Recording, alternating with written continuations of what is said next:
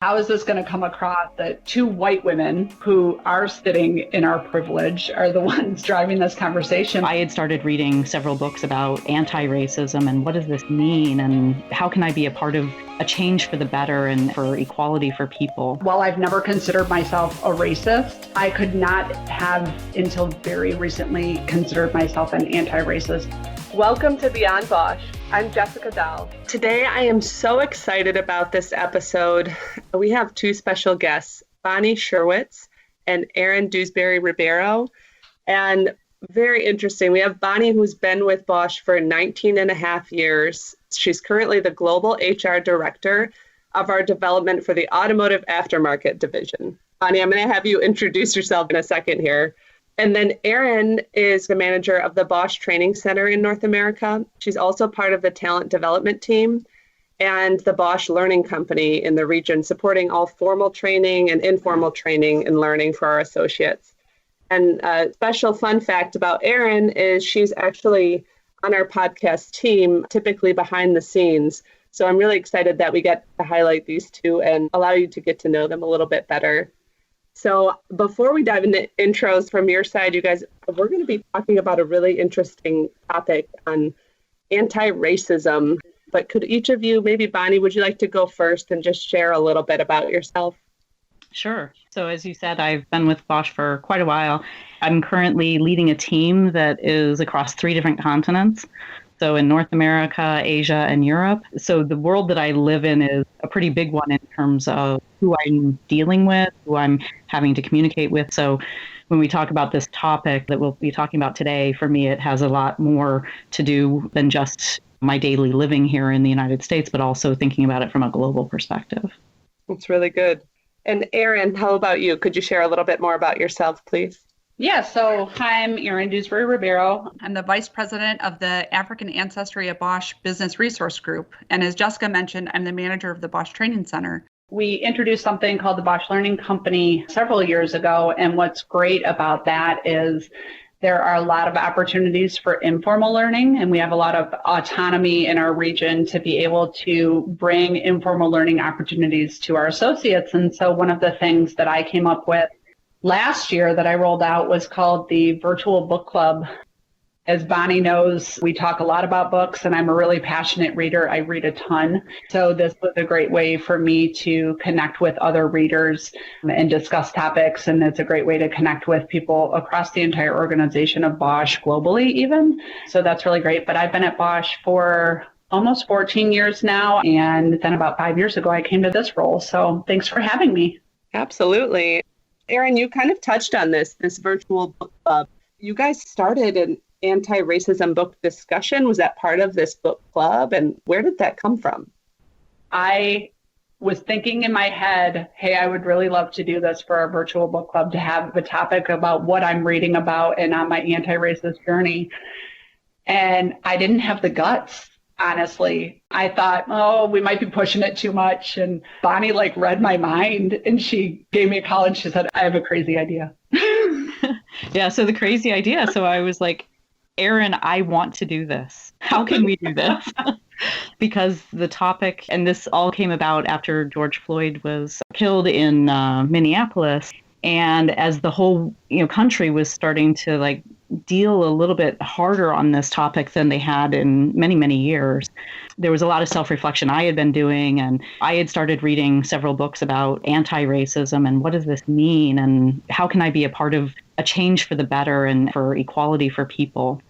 And as I was reading it, I was like, oh my gosh, we need to be having these conversations even in the workplace, because some of the systemic problems are stemming from how do we treat people in the workplace just as much as how do we treat people outside of that environment. And so I called Erin and said, Erin, I've got this idea and I want your help. How can we do this? So we even thought about, okay, do we need to ask for permission to do this? Because again, some might consider this a political topic, and Erin and I talked about this, and we don't see this as political. We see this as human rights.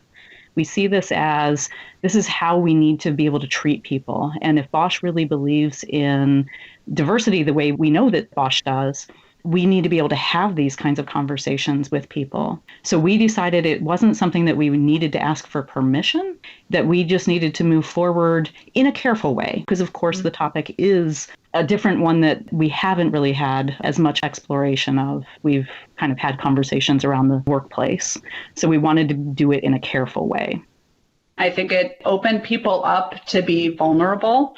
We got a lot of like-minded people who were either looking to learn, like Bonnie and I are on our anti-racism journey, other allies, but then also Black associates at Bosch who wanted to share their experiences, what they've experienced with systemic racism. So it's been very enlightening and just an amazing experience that I'm very pleasantly surprised how well it's gone. But that doesn't mean it didn't come with fear. Because yeah, that's true. We were nervous. As Erin and I talked about it, it was because this hadn't been a topic that had been discussed before. Are we experts on this? No way. Not even close to being experts at this. So can we really be the ones who could have this conversation or lead this conversation? Yeah. And as we started talking about it, it was, how can we do this in a safe way that we're attracting people who want to have the same kind of conversation we want to have, and that we're growing together and not somebody's coming in and giving a presentation saying this is what we need to be doing and how we need to be doing it. Mm-hmm. But rather this conversation where people might be able to share their thoughts, their concerns, their questions, and little did we know their experiences. Yeah. Because I think as we were going through this, we weren't sure how many people of color would show up to these calls. We were surprised. In each group, I would say we've had anywhere from 3 to 5 people of color in this group of 10 who are participating. And they've gone from at the beginning saying even that they're a little skeptical about wanting to participate because it feels unusual for them to be able to have this kind of conversation. But by the end, they're sharing some incredibly sincere and sad experiences. Some of those that have happened outside of the workplace, some unfortunately that have happened inside the workplace. But I think it's been eye-opening. I think for those who are coming to learn, it's been really powerful to be able to hear someone who is a colleague, someone who we work with, not somebody who's on a screen or in a book, but someone who works in our own organization who has experienced something that made them feel really uncomfortable in their own workplace. We want to find ways to get rid of that. Sure. Yeah. That in itself, the fact that you've created a space that people feel comfortable sharing to that level is pretty amazing. After maybe the first or the second one, I received an email from one of the people of color that joined, and they said, my faith in humanity is slightly restored after that conversation. And I took that as very high praise. Wow. Yeah, I'd say so. Yeah. And Bonnie's right. Everybody has shared at different levels to the point that we've had some people who join who, recognizing what level of privilege we have, there are some with the most privilege that say, you know what, I'm going to be silent and I'm going to listen and learn. Everybody is joining from a different perspective. And I think what's made it so comfortable is we don't call anybody out. We don't say, hey, you haven't participated or you haven't shared. Really, the only thing we have them share in the beginning is where they're from, what their function is, and what they're hoping to learn out of that or gain from joining this discussion. And that's it. And then if they want to just listen and soak up that information, that's okay. And I think that's really been part of the success is if you make something mandatory or make someone speak about something so uncomfortable, they're going to close up. The other thing that I personally have felt has been pretty powerful about all this, when we have done virtual book clubs in the past, you get maybe 10 people, maybe 12 people. And the fact that we've gotten well over 50 people at this point, actually well over 60 people now, who've responded to this with no real marketing. We're not out there selling this and saying, hey, you got to sign up for this. This is really word of mouth at this point in time. And some of them are telling us, I'm leaving this session and I'm going to go tell 5 other coworkers that they should come. Then we'll get a group of people, sometimes from the same location, coming in. It's like, okay, that was that word of mouth. Someone went back and talked to people and said, this was of value, and they're coming in. But we haven't needed to revert to any kind of marketing to get people to participate, nor were we really expecting to do more than one session in the beginning. We thought we'd have one conversation and we would feel good that we were able to have that conversation, and we'd hope that it would spur allies to be allies within the organization. I didn't expect it to be this. No, and what could have happened is we have Bosch resource groups, and one of them is African ancestry. We could have partnered with them from the beginning, but we didn't want to put any ownership on anyone else besides myself and Bonnie. But what's great now is I am partnering with African ancestry at Bosch to build a learning resource guide for those who want to be allies to the African ancestry at Bosch, but our Black associates, the Black communities, whatever they want to see in their allyship. I'm working with them to build a resource guide so we can share that within the organization. So many other wonderful activities have come from that I can now see they now know about our anti-racism book discussion. I think Bonnie and I are on a long journey to continue these conversations, and they may morph into something else. It's all very exciting. Agreed. If this becomes a dialogue that really needs to happen, which we kind of believe it does, that means that we can't be a party to every conversation that's happening. So we want to enable those HR business partners who are in some of those locations to be able to facilitate those meetings. And Erin's put it out there for them to come to us, talk to us about what we've done, and let us give you what resources we've used and give you maybe some guidance in terms of some of the things that we've put together. Like we start off, and I send it out in advance of the session, but some engagement principles. So that kind of helps the tone of what are we trying to achieve in this, that we're looking to be in a collective space where we want to learn, we want to understand, we're not here to judge, we're here to understand that racial inequality does happen. And how can we better understand it so that we can hopefully work towards eliminating that kind of inequality? Mm-hmm. Yeah, I think the enablement piece is really critical because we have so much interest in the topic.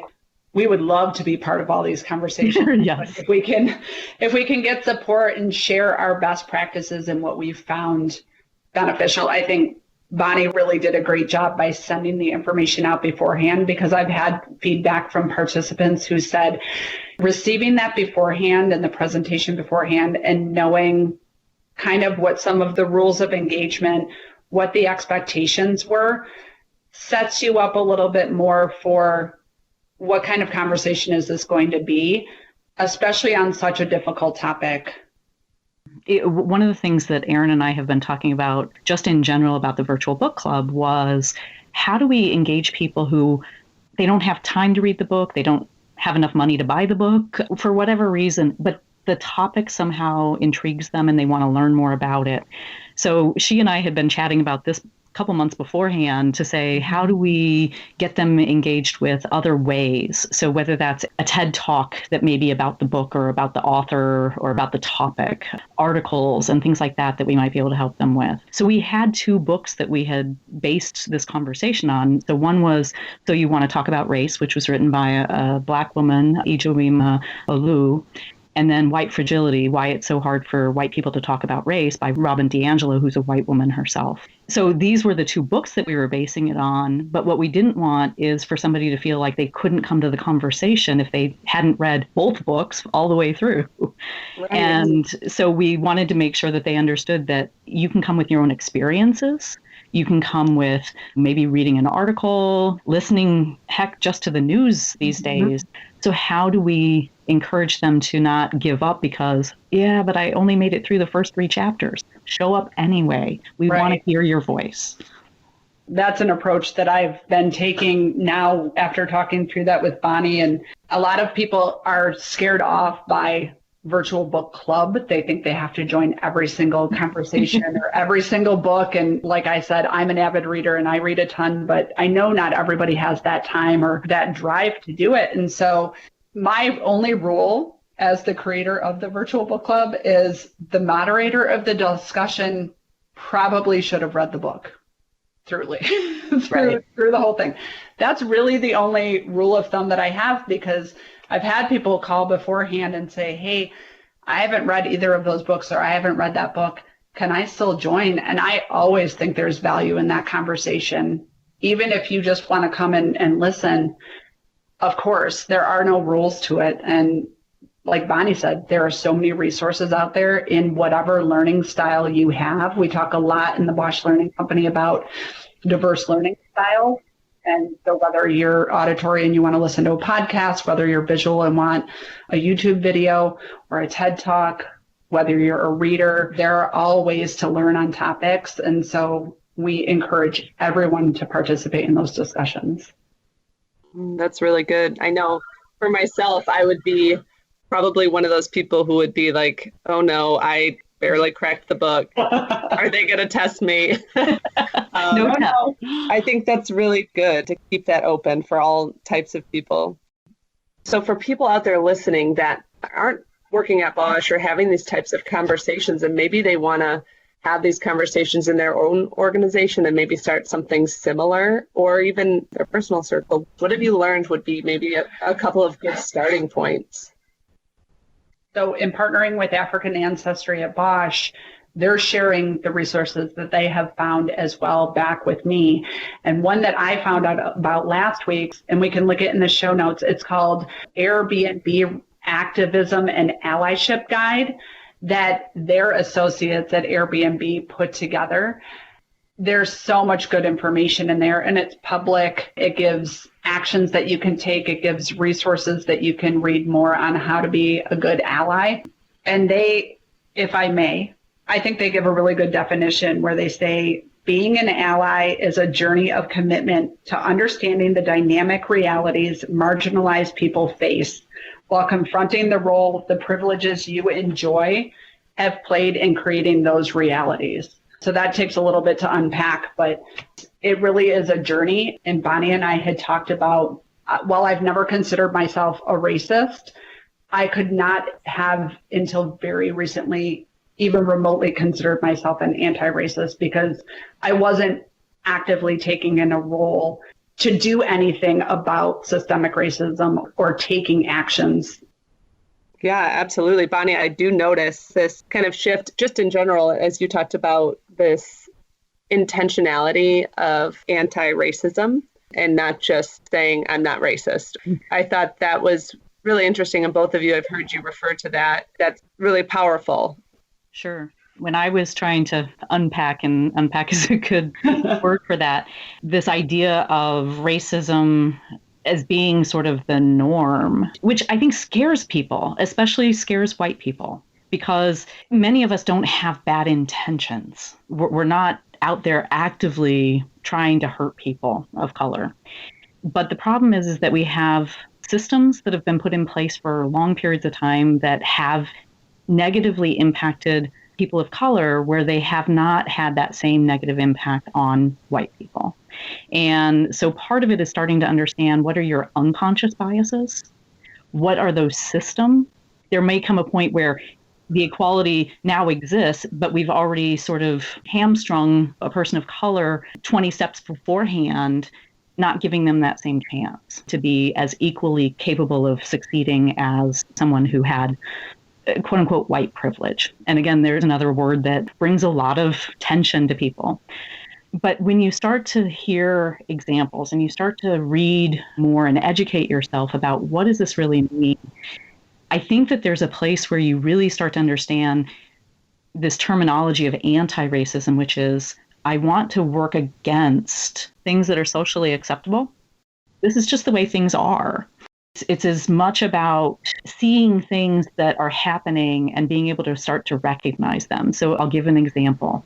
If you're sitting in a group meeting, and as a woman, I can also experience this. Someone talks over me. I go to say something and I'm interrupted. But if you're now a Black person who's having that same thing happen, now you're a Black woman who's having that same thing happen, there's a place where we can start to, as anti-racist, notice the behavior and stop it and say, oh, excuse me, this person was trying to speak. Can we hear what this person has to say? Mm-hmm. Or coming back to them once the person who interrupted finishes and say, so I think you were interrupted. How about you finish what you also wanted to say? But it's Right. giving space for people. If I feel that I'm not racist, I would never interrupt that person. But the difference between that and being anti-racism is I'm going to see it because I'm looking to see if it's there, and I'm going to stand up against it. Yeah, there's a book called Stamped, which is a young adult version adaptation of Stamped from the Beginning by Ibram X. Kendi that Jason Reynolds partnered with him on. I've been having my 13-year-old daughter read that. I've had conversations with my daughter where I say, hey, at school, if someone says a racist joke or if someone talks to one of your friends in a certain way, how do you handle that? Because it can be very uncomfortable to stand up and say, hey, I didn't like what you said. That was a racist comment. But I'm talking to her about it because I know how I am. I can anticipate how she would be. The more comfortable thing is to walk away. But I'm really trying to ingrain in them earlier than I have to say, if you hear this, will you support your friends? Will you stand up and say, hey, that wasn't cool? I haven't had these conversations with my kids before. I'm hoping that they're starting much earlier than I did on this journey, and we can help the next generation because it really comes to them for systemic change. The other thing I would say is, while there's a strong desire to get to the end of this journey and truly be this anti-racist, it's a journey. So it doesn't happen overnight. It's going to take time. And some people will move through that journey faster than others. And while we're learning something, we start to make mistakes because we forget to use the right terminology. We forget to leave behind old terminology. We work in Bosch. We've got a lot of acronyms. And how many times have we moved past a certain acronym and we say, okay, this is the acronym that we're using for the performance review, and we still have half the population still referring to the old way. So the reality is that we have the same thing that happens as you're going through this type of a journey. It's a change management type of situation. You're going to make mistakes, but it's the question of, do you make the mistake and then say, okay, then never mind, I can't do it? Or do you say, nope, let me keep moving forward?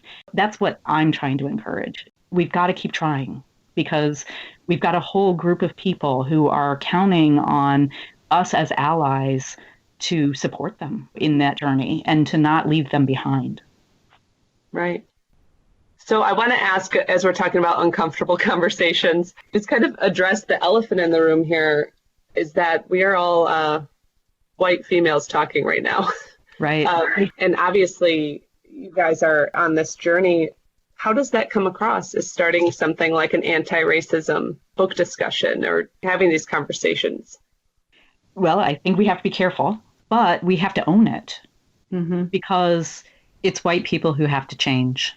I think Black people have been standing up for a while telling us we need to change. And so it's a matter of, can we hear them now? Can we really see what's happening from their perspective, believe their perspective, and try to do things differently?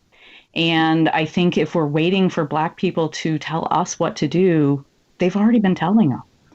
So I think it's up to white people to stand up for what we've done poorly in the past, what we've not done enough of in the past. I never felt like I was a racist. I look back and I've made mistakes, but it's being able to understand that that's going to happen, but I can't just forgive myself for that. I need to figure out, how do I fix it? How do I not make that mistake again? Maybe I can use an example from my own life. There's someone in my life who is non-binary. They use a different pronoun system than she, her, and him, his. And it's they, them. And I have to get used to using that. And I've got a history with this person of always calling them she in the past. So I make mistakes. But I can't just say, that's too hard. I have to lean into it and decide, this is important to them. This is how they want to be referred to. I need to be where they're at, not they need to be where I am. I've had that thought, Jessica, myself, where I was like, okay, how is this going to come across that two white women who are sitting in our privilege are the ones driving this conversation? But I think, to Bonnie's point, there's a burden that comes from our Black associates having to educate. They shouldn't have to have that burden, right, to educate people that don't know, right? So I see it as part of allyship to give it from our perspective and say, I'm on this journey, I'm learning. As Bonnie said, we're going to make mistakes along the way. The appreciation that I've received from African ancestry at Bosch and from associates that we've talked to after the fact, I think there's some appreciation that the messaging isn't coming from them. As you said, it's like the elephant in the room, but I see it as part of education for others and helping them on that journey as well.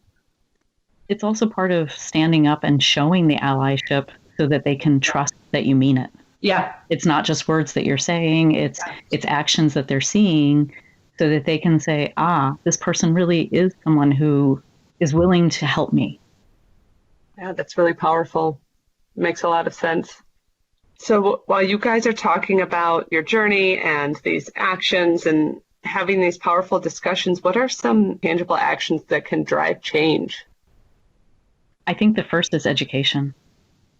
Because when we start to educate and we start to read things that are questioning the things that we've always believed, maybe you don't even actively believe it. It's something that you've just grown up like that's the way things are. The fact that you might start thinking about it differently and looking at it differently, it starts a gear moving in the right direction.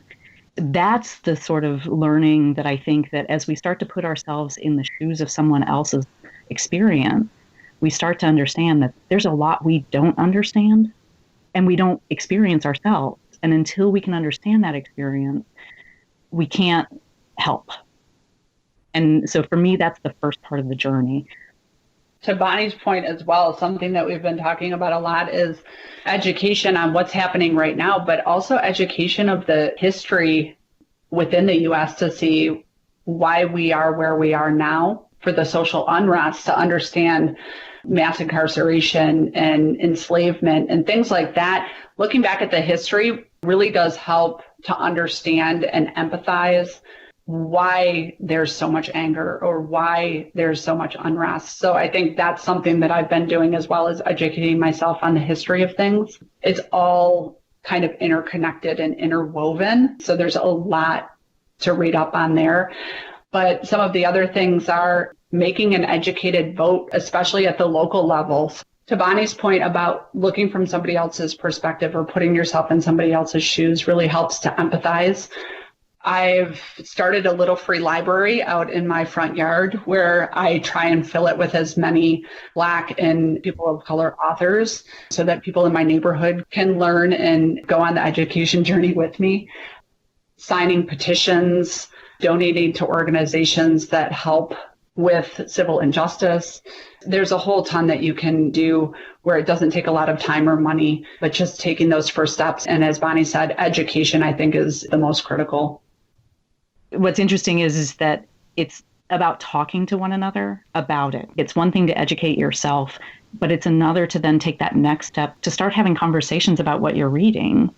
And it's good to first reach out to people who might think the same way as you about this topic so that you feel comfortable, but you can have a conversation and get confident in, okay, this is how I feel. But then that next step is starting to talk to people who may not fully understand it yet. So how do you encourage them to start to read something or start to do something differently?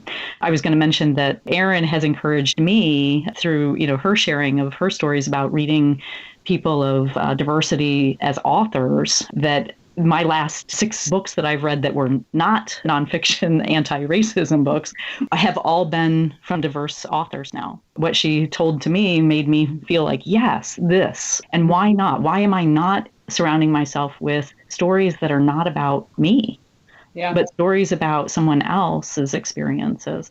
And it's been really interesting and eye-opening, and there's been a lot of really cool stories that I might have missed had I not read those.